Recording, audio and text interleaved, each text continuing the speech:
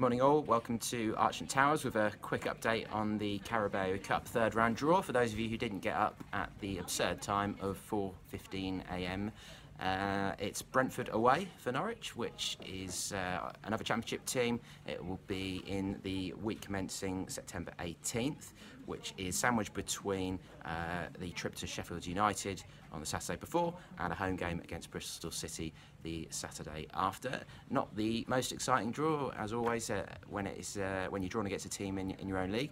The only people probably particularly excited about it are sponsors Leo Vegas, who also sponsor Brentford. So I'd imagine they probably popped some champagne corks at about 4:30 this morning, if any of them were in their office. But other than that, it's fairly straightforward. Barnsley or Derby get the plum draw of Tottenham away, which, as far as I know, means they will play at Wembley.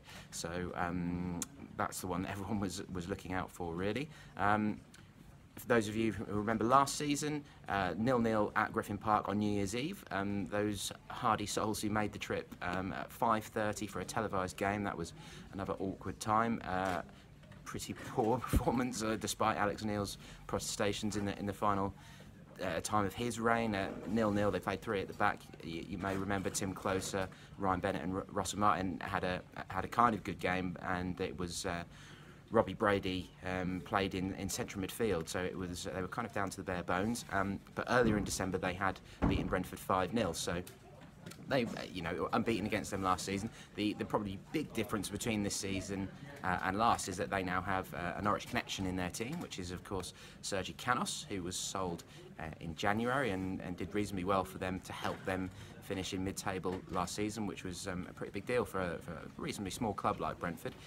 They finished 10th, they were 6 points behind Norwich. Canos hasn't featured much for them yet this season. I think he's had an injury problem, so it'll be interesting to see if he is involved on the night.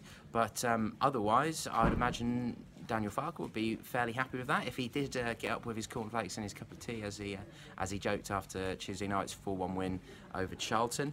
And yeah, we'll have to find out the further details of tickets. I'm sure they'll be released in the next week or so. All the details on the tie are on PinkUn.com already. We'll have Michael and Paddy back in tomorrow. It's the press conference ahead of Saturday's championship game at Millwall, and of course that's where all our attentions will be.